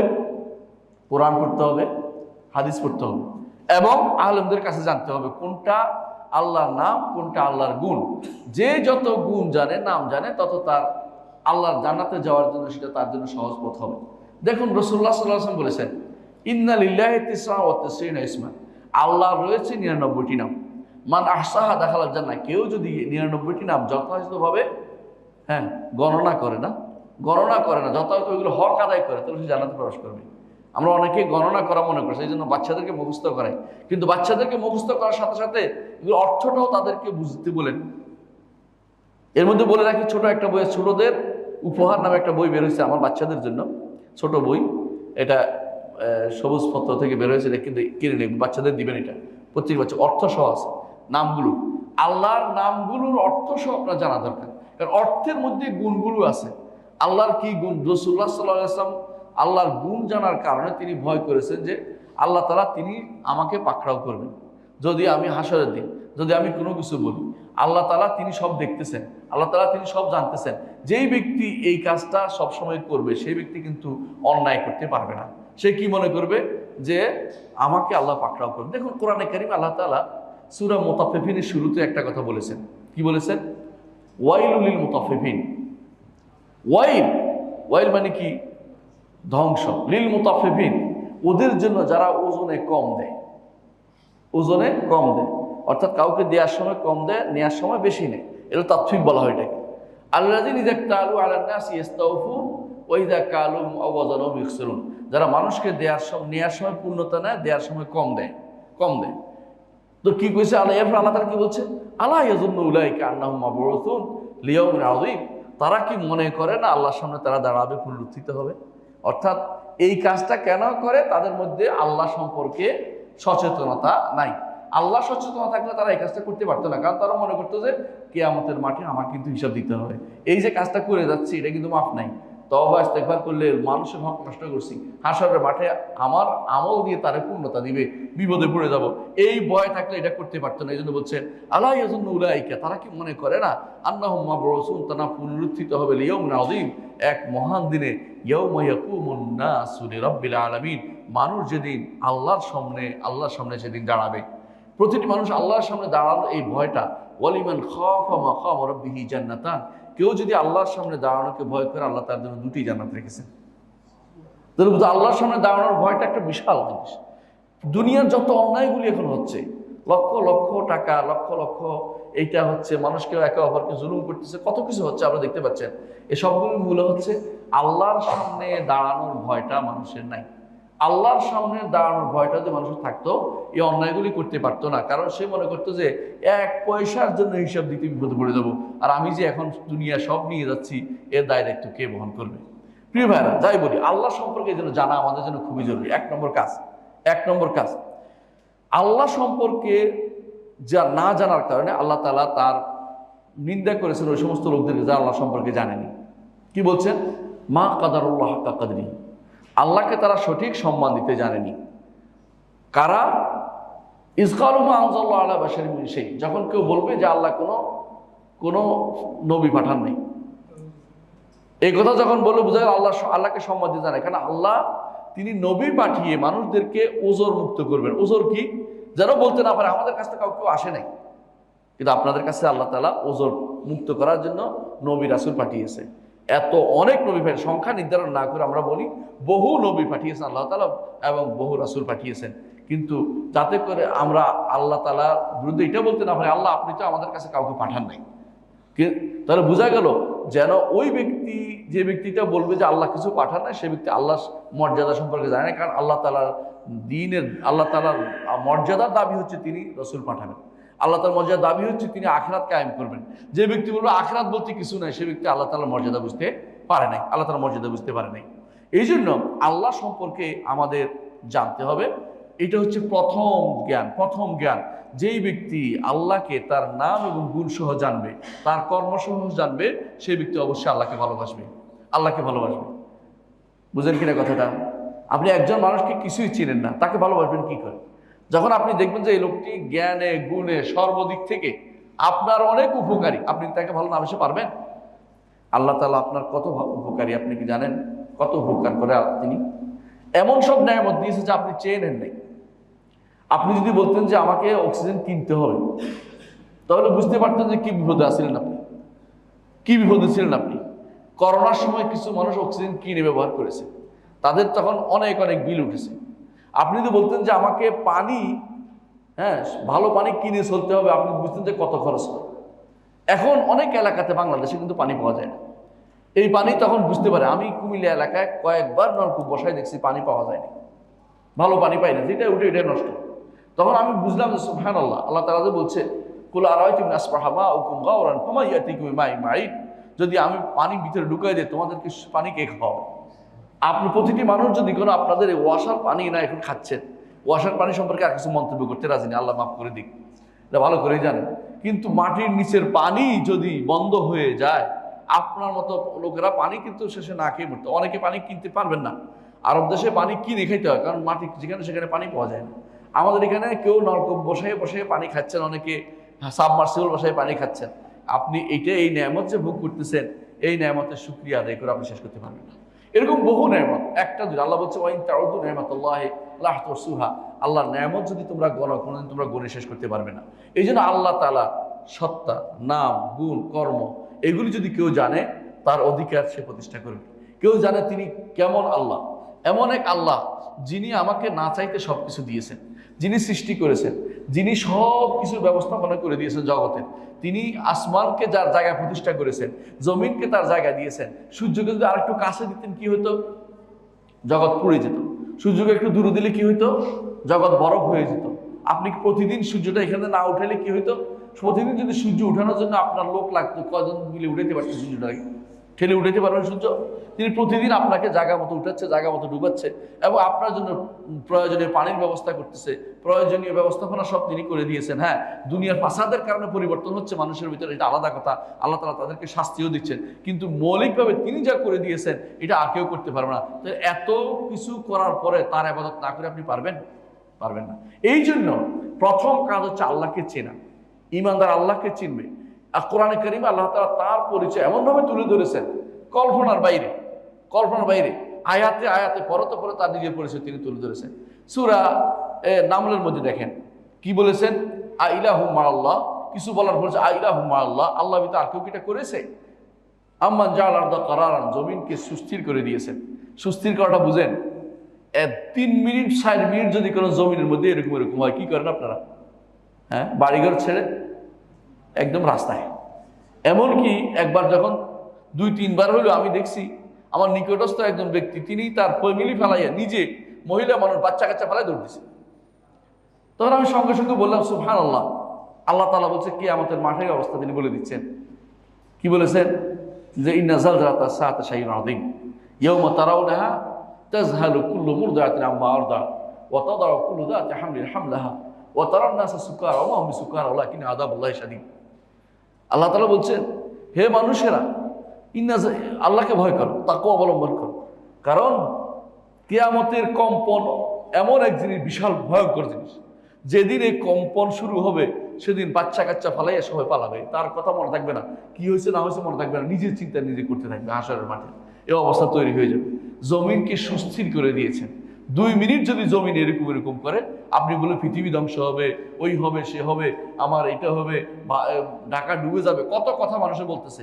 তাকে যিনি করে দিলেন আপনার জন্য এই ব্যবস্থাপনা, তার কি আপনার শুকরিয়া আদায় করে তার ইবাদত করা জরুরি না? তাহলে আপনাকে চিনতে হবে তার সম্পর্কে, তিনি কি নিয়ামত আপনাকে দিয়েছেন, আপনাকে প্রথমে চিনতে হবে। এই জন্য যেহেতু তিনি এত কিছু দিয়েছেন, তার নাম আছে, গুণ আছে, তার এই গুণগুলো আপনি জানছেন, একমাত্র তারই ইবাদত করতে হবে। এইটা হচ্ছে তার পরিচয়। আল্লাহকে পরিচয় আপনাকে জানতে হবে। আল্লাহর পরিচয় আপনাকে জানলে আল্লাহর তাওহীদ আপনি প্রতিষ্ঠা করতে পারবেন। এরপর হচ্ছে মারিফাতুন নবীহি, আল্লাহকে জেনেছেন কিন্তু নবী মুহাম্মদ সাল্লাল্লাহু আলাইহি ওয়াসাল্লামকে জানেন নাই, মুক্তি পাবেন না? মুক্তি পাবেন না। মুহাম্মদ রাসূলুল্লাহ সাল্লাল্লাহু আলাইহি ওয়াসাল্লাম এই জন্য বলেছেন যে কুল্লু উম্মতি ইয়াদখুলুল জান্নাতা ইল্লা মান আবা, আমার উম্মতের মধ্যে সবাই জাহান্নামে যাবে, সবাই জান্নাতে যাবে, তবে যে অস্বীকার করবে সে জান্নাতে যাবে না। সাহাবায়ে কেরাম বলে, ইয়া রাসূলুল্লাহ, কে অস্বীকার করবে? বলছে, যে আমার উপর ঈমান এনেছে সে জান্নাতে যাবে, যে আমার উপর ঈমান আনে সে জাহান্নামে যাবে। একজন মানুষ যদি কোনো সব ভালো, কিন্তু মুহাম্মদ রাসূলুল্লাহ সাল্লাল্লাহু আলাইহি ওয়াসাল্লাম উপর ঈমান আনে নাই, সে ভালো না, সে ভালো না। এই জন্য ইহুদি নাসারারা কোথায় যাবে? জাহান্নামে যাবে। কারণ যত কিছুই হোক না কেন, তারা মুহাম্মদ রাসূলুল্লাহ সাল্লাল্লাহু আলাইহি ওয়াসাল্লামের ঈমান আনে নাই। তো এই জন্য যে ব্যক্তি মুহাম্মদ সাল্লাল্লাহু আলাইহি ওয়াসাল্লামকে চিনতে পারে নাই, সে ব্যক্তি কিন্তু ঈমানও আনতে পারে নাই, ঈমানও আনতে পারে নাই।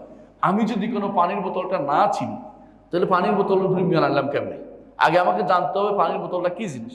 ঠিক মুহাম্মদ রাসূলুল্লাহ সাল্লাল্লাহু আলাইহি ওয়াসাল্লামকে আপনাকে জানতে হবে, তিনি কি? তিনি হচ্ছেন আল্লাহ এবং বান্দার মাঝে আমাদের জন্য তিনি হচ্ছেন মাধ্যম। তিনি এই মাধ্যমের মাধ্যমে আল্লাহ তার দ্বীনকে পাঠিয়েছেন। অন্য কোনো মাধ্যমের দ্বীন আমাদের জন্য গ্রহণযোগ্য না। আমি যদি স্বপ্নে পাওয়া দ্বীন বলি, আমি যদি কাশফা হওয়া দ্বীন বলি, আমি যদি কারামতি দ্বীন বলি, আমাদের গ্রহণ করা হবে? হবে না। আমার দ্বীন একমাত্র মুহাম্মদুর রাসূলুল্লাহ সাল্লাল্লাহু আলাইহি ওয়াসাল্লামের মাধ্যমে আসতে হবে।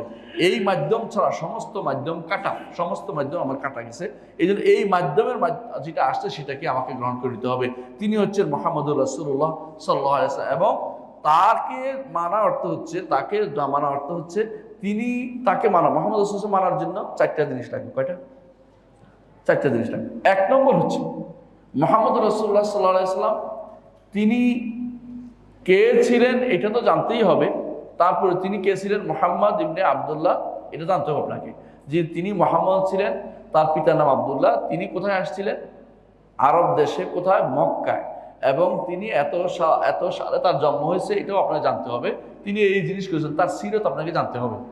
এটা হলো অতিরিক্ত প্রথম জানা। তারপরেও চারটা জিনিস জানতে হবে। এক নম্বর হচ্ছে তিনি যে সমস্ত সংবাদ দিয়েছেন সেগুলো বিশ্বাস করতে হবে। কি? তাসদীকু বিমা আখবার। তিনি যে সমস্ত সংবাদ দিয়েছেন সেগুলো বিশ্বাস করতে হবে। কি সংবাদ দিয়েছেন তিনি? কিয়ামত হবে। তিনি সংবাদ দিয়েছেন কি? কিয়ামতের আলামত আছে। তিনি সংবাদ দিয়েছেন কি? সূর্য পশ্চিম দিকে উঠবে। তিনি সংবাদ দিয়েছেন কি? ফোরাত নদী শুকিয়ে যাবে। তিনি সংবাদ দিয়েছেন কি? মাহদি আসবে। আচ্ছা, তিনি সংবাদ দিয়েছেন কি? দাজ্জাল আসবে। তিনি সংবাদ দিয়েছেন কি? ইয়াজুজ মাউজ আসবে। তিনি কত সংবাদ তিনি দিয়েছেন, যত রকমের সংবাদ তিনি দিয়েছেন যেগুলি বিশুদ্ধভাবে আমাদের কাছে আসছে সবগুলিকে বিশ্বাস করতে হবে। কোনো রকমের তিনি সংবাদ দিয়েছেন। আরো কাছে আসেন, কবর আযাব আছে, সংবাদ দিয়েছেন। আছেন? দিয়েছেন না? দিয়েছেন। তিনি সংবাদ দিয়েছেন যে মানুষ মরার পরে তার প্রশ্ন উত্তর হবে, তাকে প্রশ্ন করা হবে। তিনি সংবাদ দিয়েছেন। এগুলো আপনাকে ঈমান আনতে হবে। দুই নম্বর, তিনি যে নির্দেশ দিয়েছেন সেটা মানতে হবে, আনুগত্য করার জন্য, যেটা এটা করো, এটা মানতে হবে। তিন নম্বর, তিনি যে নিষেধ করেছেন সেটা পরিত্যাগ করতে হবে। চার নম্বর, তিনি যে শরীয়ত দিয়েছেন এর বাইরে আর কারো শরীয়ত নেওয়া যাবে না, একমাত্র তার শরীয়তে নিতে হবে। আর কেউ শরীয়ত দেওয়ার ক্ষমতা তার কারো নাই। তার মাধ্যমে যে শরীয়ত আসছে সেটাই শুধু নিতে হবে। কয়টা জিনিস হলো? চারটা। এক নম্বর, আবারও বলছি, মনে রাখবেন, এক নম্বর হচ্ছে তিনি যা সংবাদ দিয়েছেন তা নিতে হবে। তিনি যা নির্দেশ দিয়েছেন তা মানতে হবে। তিনি নিষেধ করেছেন তা পরিত্যাগ করতে হবে। তিনি যা শরীয়ত হিসাবে দিয়েছেন শরীয়ত হিসাবে সেটা নিতে হবে। আর কারো থেকে কোনো শরীয়ত নেওয়া যাবে না, একমাত্র তার শরীয়তে চলবে। অন্য কোনো ব্যক্তি যত বড়ই হোক না কেন অবশ্যই মুহাম্মদ রাসূলুল্লাহ সাল্লাল্লাহু আলাইহি ওয়াসাল্লামের অনুসারী হতে হবে। তার বক্তব্য রসুলের বক্তব্যের উপরে কখনো দেওয়া যাবে না, এবং কাউকে রাসূলুল্লাহ সাল্লাল্লাহু আলাইহি ওয়াসাল্লামের সমপর্যায়ে নেওয়া যাবে না, এবং কারো বক্তব্যকে, কারো আমলকে, কারো কর্মকে, কারো কথাকে এবং কারো নির্দেশকে রসুলের নির্দেশের মতো মনে করা যাবে না। এইটা যদি হতো বর্তমানে, তাহলে আমাদের অনেক সমস্যার সমাধান হয়ে যেত। বেশিরভাগ মানুষে এখন কেউ আকাবের পূজা করে। আকাবের পূজা বুঝেন? আমাদের এত আলেমকে ভুল করেছে, আমাদের অমুক হুজুরকে ভুল করেছে, আমাদের অমুক বড় আলেম ছিল, উনি এই করেছে সেই করেছে, উনি এই ছিলেন সেই ছিলেন। এগুলি দিয়া কোরআন এবং সুন্নাহর নসকে তারা ভিন্ন দিকে প্রবাহিত করে এবং সেগুলো আমল না করার দিকে তারা চলে। এগুলির কারণে তারা ঈমানের এই জায়গাটা, মুহাম্মদ রাসূলুল্লাহ সাল্লাল্লাহু আলাইহি ওয়াসাল্লামের উপর যে ঈমান আনতে হবে, তাকে চিনতে হবে, এই জানাটা তাদের কমপ্লিট হয়নি, কারণ তারা ভিন্ন পথে পরিচালিত হচ্ছে। এরপরে জানতে হবে ইসলাম সম্পর্কে। ইসলাম কি জিনিস? আমাদের দেশে একটা প্রচলন আছে, ইসলাম তো শান্তি, তাই না? হ্যাঁ, নিঃসন্দেহে ইসলাম মানলে শান্তি পাওয়া যাবে, ইসলাম মানলে শান্তি পাওয়া যাবে, কোনো সন্দেহ নেই। কিন্তু ইসলাম অর্থ হচ্ছে আত্মসমর্পণ। ইসলাম অর্থ হচ্ছে আত্মসমর্পণ। আল্লাহর কাছে আত্মসমর্পণ করলে আপনি জান্নাত পেয়ে শান্তি পাবেন, এটা হলো বড় কথা। কিন্তু আপনি ইসলাম অর্থ শান্তি বললে ভুল হবে। ইসলাম অর্থ শান্তি, কথাটা ঠিক নয়। ইসলাম পালন করলে এর পরিণতি হবে শান্তি। দুনিয়াতেও আপনি শান্তি পাবেন, আখিরাতেও আপনি শান্তি পাবেন, জান্নাত পেয়ে শান্তি পাবেন। কিন্তু ইসলাম অর্থ শান্তি, এটা বলা ভুল। তাহলে কি করতে হবে? ইসলাম সম্পর্কে আপনাকে জানতে হবে। ইসলাম কি জিনিস, ইসলাম কি জিনিস, ইসলাম কি জিনিস এই শেখ বলছে, আমরা কিছুক্ষণ পরে পাবো। আল ইসতিসলাম লিল্লাহি বিত্তাওহীদ, তাওহীদ নিয়ে আল্লাহর কাছে আত্মসমর্পণ করা একটা কাজ, ইসলাম এটার নাম। 2 নম্বর হচ্ছে ওয়াল ইনকিয়াদ লাহু বিত্তাআ, আনুগত্য দিয়ে মাথা পেতে দেয়া, আনুগত্য দিয়ে আল্লাহর কাছে মাথা পেতে দেয়া। রাসূল কোরআন ও সুন্নাহ, আল্লাহ ও তার রাসূল আনুগত্য দিয়ে মাথা পেতে নাম ইসলাম। 3 নম্বর আল বারাআতু মিনাশ শিরকি ওয়া আহলিহি, শিরিক করা যাবে না এবং মুশরিকদের সাথে সম্পর্ক রাখা যাবে না। কি সম্পর্ক? অন্তরঙ্গ বন্ধুত্ব সম্পর্ক। দুনিয়ার ব্যবসা চলতে থাকবে, এটা নিয়ে আমাদের আপত্তি নেই, কিন্তু আপনি কোনো কাফেরের সাথে, মুশরিকের সাথে অন্তরঙ্গ বন্ধুত্ব রাখছেন, এটা আপনার মুসলিম হওয়ার দাবির বিরোধী। আপনি মুসলিম হইতে পারলেন না, এখনো মুসলিম হইতে পারেন নাই। আপনাকে যদি মুসলিম হতে হয় তাহলে কয়টা জিনিস লাগবে? 3টা জিনিস বলেছি। 1 নম্বর হচ্ছে তাওহীদ নিয়ে আল্লাহর কাছে আত্মসমর্পণ। 2 নম্বর হচ্ছে কোরআন এবং সুন্নাহর কাছে মাথা নত করে দেয়া, নসের কাছে। 3 নম্বর হচ্ছে কোরআন এবং সুন্নাহর ভাষ্যের কাছে আপনাকে মাথা নত করে দেব। তাওহীদ মানছি এখন, অর্থাৎ তাওহীদও মানছি, সাথে সাথে শরীয়ও মেনেছি। 3 নম্বর হচ্ছে মুশরিক, শিরিক এবং মুশরিকদের থেকে নিজেকে বিমুক্ত ঘোষণা করা। এই 3 জিনিস লাগবে মুসলিম হতে হবে। তাহলে আপনাকে যদি ইসলাম চিনতে হয়, আপনাকে মারিফাতুল ইসলাম দিন হিসেবে জানতে হয়, আপনাকে এই 3টা জিনিস আপনার মধ্যে রাখতে হবে, যে এর বাইরে আমি চিন্তা করতে পারবো না। যতক্ষণ পর্যন্ত না এই 3টা জিনিস আমি না জানছি, ততক্ষণ পর্যন্ত আমি কোনোদিন মুক্তি পাবো না। কোনটা? যে ইসলাম সম্পর্কে 3টা। আর আমি বলেছি মুহাম্মদ রাসূলুল্লাহ সম্পর্কে কয়টা বলছি? 4টা। আল্লাহ সম্পর্কে বলেছি আল্লাহর নাম এবং গুণের মাধ্যমে 2টা জিনিস দিয়ে আল্লাহকে জানতে হবে। তাহলে 2, 4, 3 বুঝেছ তো? এইভাবে আমাকে আল্লাহ সম্পর্কে জানতে হবে, মুহাম্মদ সাল্লাল্লাহু আলাইহি ওয়াসাল্লাম সম্পর্কে জানতে হবে এবং ইসলাম সম্পর্কে জানতে হবে। এই যে দুনিয়ার বুকে আপনি এটার উপর চলেছেন, এইটাই পরীক্ষা হবে কবরে গেলে। কবরে গেলে এটাই পরীক্ষা হবে। বারা ইবনে আযিব রাদিয়াল্লাহু আনহু বর্ণিত হাদিসে এসেছে, রাসূলুল্লাহ সাল্লাল্লাহু আলাইহি ওয়াসাল্লাম বলেছেন, কবরে গেলে প্রথম তাকে যে প্রশ্ন করা হবে একজন মানুষকে, হাদিসে আসপাইয়াতিহিল মালাকান, ঈমানদারের কাছে 2জন ফেরেশতা আসবে। আসে কি বলবে? ফায়ুজলিসানিহি, বসাবে তাকে। এই বসা আপনি দেখতে পান না। এখন তো মানুষ বুঝতেই পারে, অনেকেই বুঝে যে বসা জিনিসটা না দেখলেও বসা হয় অনেক জায়গাতে। ঘুমের মধ্যে অনেক কিছু আপনি করে বসেন, করেন না? এমন অনেক কিছু আপনি করেন, কিন্তু ঘুম থেকে উঠে দেখেন তো কিছু তো করি নাই, তো আপনি দেখেন নাই। তো না দেখলেও হয়, এটা বিশ্বাস করার জন্য আমি শুধু একটা উদাহরণ দিচ্ছি, উদাহরণ হিসেবে দিচ্ছি, কিন্তু এটা কোনো উদাহরণই না। কারণ অবশ্যই বিশ্বাস করতে হবে আপনাকে যে অবশ্যই আপনাকে বসাবে কবরের। এমনকি মাছের পেটে গেলেও বসাবে, বাঘের পেটে গেলেও বসাবে, কবর যেখানে হোক না কেন সেখানে আপনাকে বসাবে। জিজ্ঞাসা করবে কি? মার রব্বুকা, তোমার রবকে? ফায়াকুল রব্বি আল্লাহ, সে বলবে আমার রব আল্লাহ। কখন বলতে পারবে? আল্লাহকে তার নাম এবং গুণ সহ জানতে পারবে। ফায়াকুলান লাহু ওমা দীনুকা, আবার জিজ্ঞাসা করবে তোমার দিন কে? ফায়াকুল দীন ইল ইসলাম, সে বলবে আমার দিন হচ্ছে ইসলাম, আমার দিন হচ্ছে ইসলাম। কখন বলতে পারবে? ইসলাম সম্পর্কে যে 3টা কথা বলেছি, এইটা যদি সে বাস্তবায়ন করে থাকে, কবরে গেলে এই প্রশ্নের উত্তর দিতে সে পারবে। তারপর তাকে জিজ্ঞাসা করা, মা হাযা রাজুল্লাযী বু'সা ফীকুম, তোমাদের মধ্যে একজন প্রেরিত পুরুষ ছিল, সে কে? তোমাদের মধ্যে একজন প্রেরিত পুরুষ ছিল, সে কে? তখন সে বলল হুয়া রাসূলুল্লাহ সাল্লাল্লাহু আলাইহি ওয়াসাল্লাম, তিনি হচ্ছে আল্লাহর রাসূল মুহাম্মদ সাল্লাল্লাহু আলাইহি ওয়াসাল্লাম। রাওয়াহ আহমদ, ইমাম আহমদ হাদিসটি বর্ণনা করেছেন। কিন্তু আপনি যদি কোনো এগুলি দুনিয়াতে মুহাম্মদ রাসূলুল্লাহ সাল্লাল্লাহু আলাইহি ওয়াসাল্লামকে না চিনে থাকেন, 4টি কাজ আপনি সুন্দরভাবে করতে না পারেন, বিশ্বাস, আনুগত্য, পরিত্যাগ এবং শরীয়ত হিসেবে নেওয়া, 4টি কাজের কথা বলেছি, তখন আপনি কি বলবেন? তখন হাদিসে আসছে তখন বলবে হা হা লা আদরি সামিউতুন নাস ইয়াকুলুনা ফাকুলতু, হায় হায় আমি তো জানি না। হা হা কেন বলে? কোন অনেক চেষ্টা করবে সে আনার জন্য। মানুষ অনেক চিন্তা করে না, মনে আসতেছে না, হা হা হচ্ছে এটা, সে হা হাটা হা হা হাসি না, মানে হা মনে চেষ্টা করতেছে কিন্তু আসে না। তারপরে বলতে লা আদরি, আমি জানি না।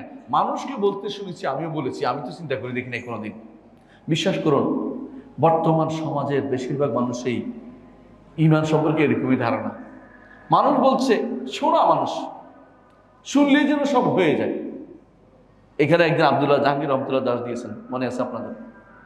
তিনি মাঝে মধ্যে একটা কথা বলতেন যে বাঙালি মুসলিমরা একটা দিন সিদ্ধান্ত নিয়েছে যে আমরা পড়বো না, আমরা শুধু শুনবো, আমরা শুধু শুনবো, শুনেই আমাদের সব পার পেয়ে যাবে। কিন্তু এখানে কি শোনার কথা কি বলছে?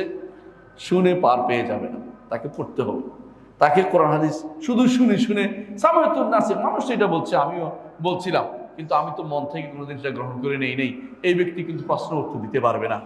এই জন্য প্রশ্ন উত্তর দিতে হলে আপনাকে জানতে হবে। এই জন্য যারা যখন যে ব্যক্তি উত্তর দিতে পারবে তাকে বলা হবে, আরেকটা প্রশ্ন করা হবে, সেটা কি, তুমি কিভাবে জানলে? তখন সে উত্তরে কি বলবে? কারাতু কিতাবাল্লাহ আমিলতু বিমা ফীহি, আমি আল্লাহর কিতাব পড়েছি এবং এর মধ্যে যা আছে আমল করেছি। এমনিতেই উত্তর দিতে পারে নাই, উত্তর দেওয়ার জন্য কিছু ক্রাইটেরিয়া আছে। আর যে ব্যক্তি উত্তর দিতে পারে নাই তাকে বলা হবে লা দারাইতা ওমা তালাইতা, পড়ো নাই, জানো নাই, তুমি জানারও চেষ্টা করো নাই, তুমি শুধুমাত্র শুনেছিল, তার শোনার উপর রেখে দিয়ে চলে গেছো, এই কান দিয়ে ওই কান দিয়ে বের করে চলে গেছো, মানুষ এটা বলেছে, আমিও সেটা বলেছি, কোনোদিন কোনো চিন্তা করি নাই। এই ব্যক্তি, তাকে কি ছেড়ে দেওয়া হবে? না, তার উপর কঠিন শাস্তি আরোপিত হবে। এই জন্য ভাইয়েরা, মূল জিনিস হচ্ছে আল্লাহ সম্পর্কে আমাদের জানতে হবে। আর কি সম্পর্কে জানতে হবে? নবী সম্পর্কে জানতে হবে। আর কি সম্পর্কে? ইসলাম সম্পর্কে জানতে হবে। এটা প্রতিটি মানুষের উপরে ফরজে আইন। এই বাচ্চার উপর যেমন ফরজ, বুড়োর উপরও ফরজ। বাচ্চা বুড়া সবার উপরে এটা ফরজ। কোনো ব্যক্তি এ থেকে মুক্তি পেতে পারে না। প্রত্যেকটি মানুষে এই জায়গাটুকু প্রত্যেকেই যদি না পড়ে তাহলে ধরা খেয়ে যাবে। মনে রাখতে হবে এটা আমাদেরকে। এখন আমরা এই জন্য যতই আমরা ইলমের কথা বলি, কি বুঝলাম? এটা ইলম, এবং সব ইলম কিন্তু ফরজ না, বোঝা গেছে? হ্যাঁ, ইলম দুই প্রকার আছে, একটা হচ্ছে দুনিয়ার ইলম, একটা দ্বীনি ইলম।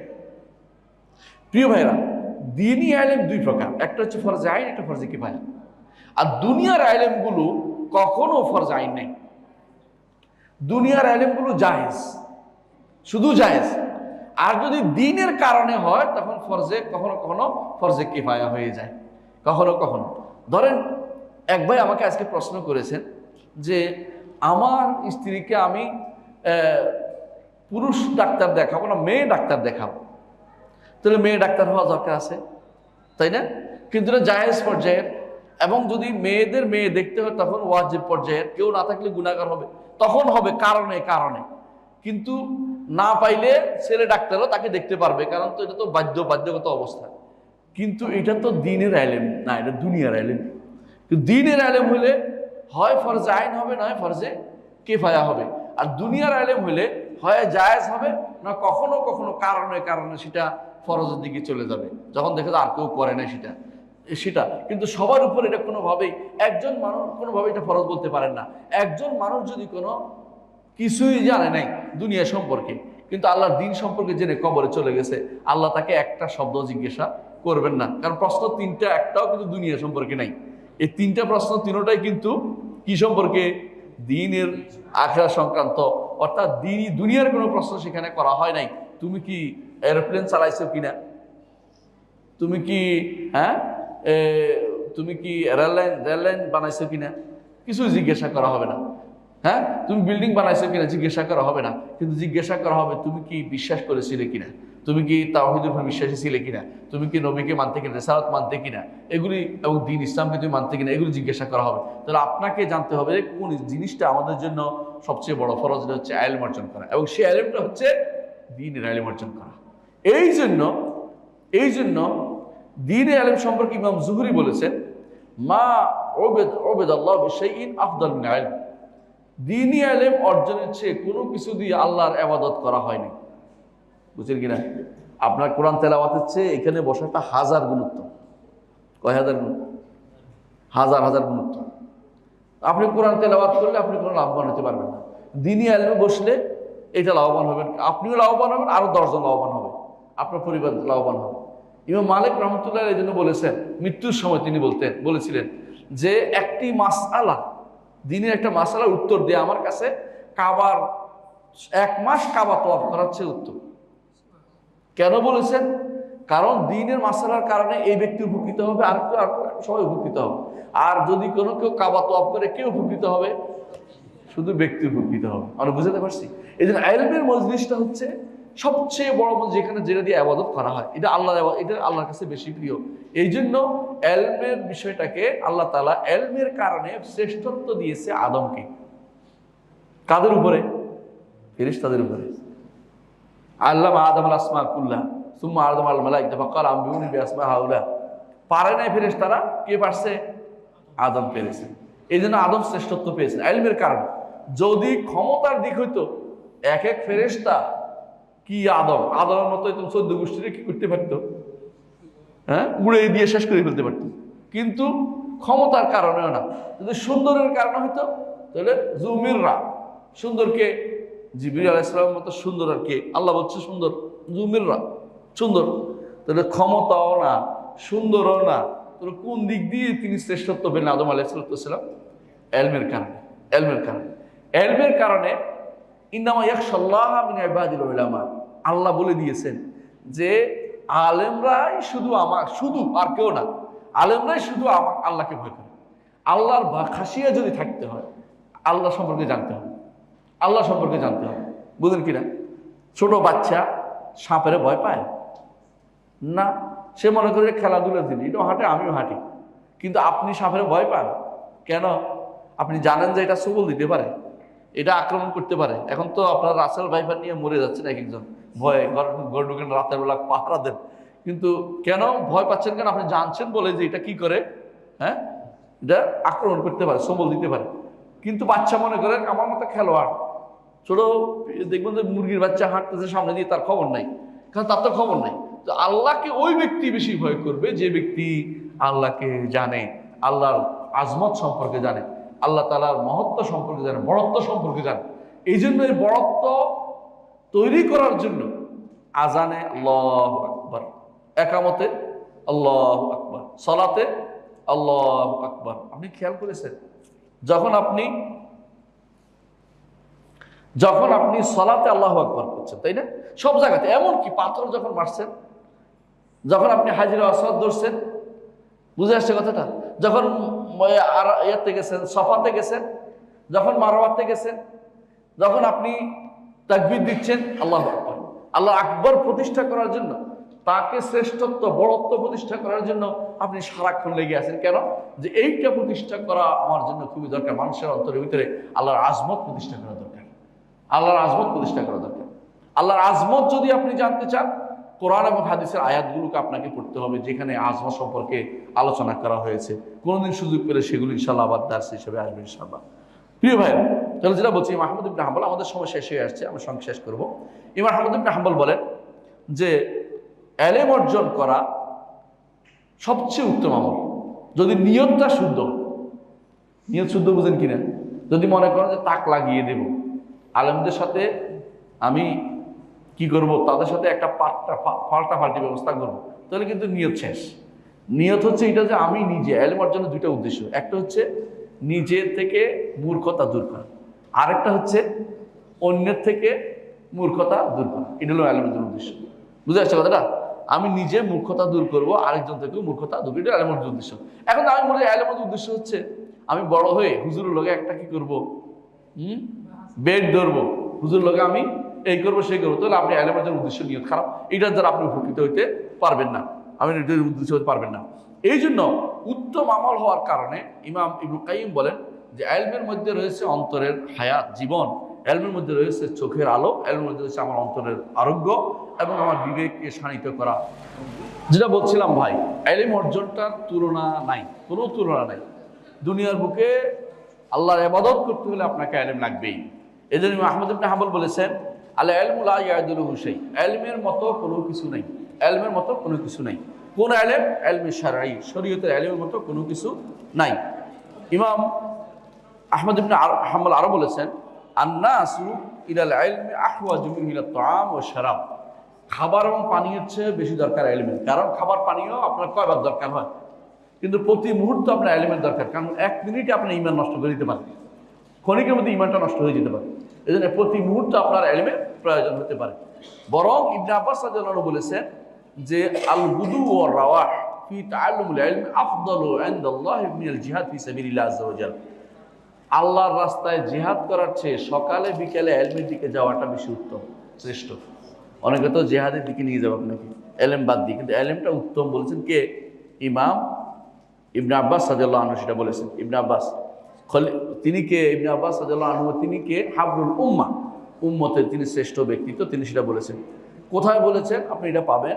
আল মাসুর ফেরদাউস বি মাসুর খিতাবে আছে।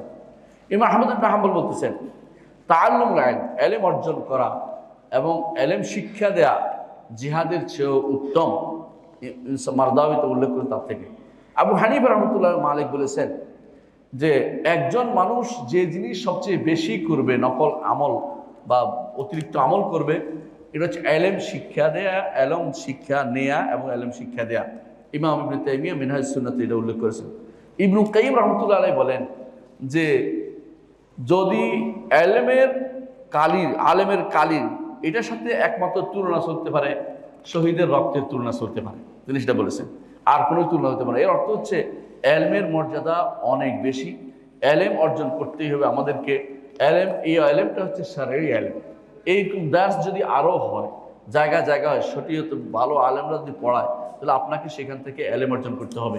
এই জন্য ইমাম ইবনুল জাওজি রহমতুল্লাহ আলাইহি বলেন যে আমি সবসময় মানুষদেরকে এলমের উপরে আগ্রহী হতে দেখেছি, এই জন্য যে এলেম দ্বারা মানুষ আলোকিত হয়। আপনাদের মনে আছে এক লোকে 99 জনকে মেরে এক লোকের কাছে গেছিল, যা বলছিল যে আমার কি তওবা আছে? বলছে না, তো ওরও মেরে গেছে।